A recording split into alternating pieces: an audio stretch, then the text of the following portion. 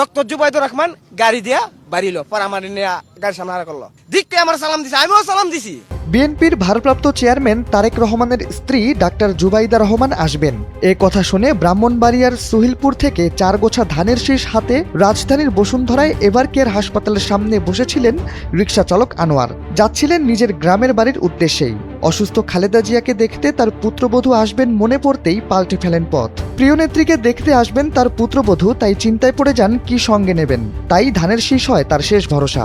সবশেষ ডাক্তার জুবাইদা রহমানের দেখা পান রিকশা চালক আনোয়ার। তবে তার আগেই তিনি জানতে পারেন তার নিয়ে আসা উপহার গ্রহণ করবেন ডাক্তার জুবাইদা রহমান।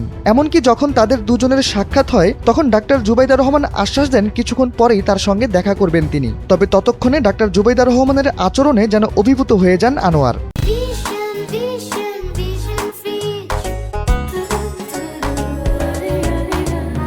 গণমাধ্যমের কাছে জানান সে কথা।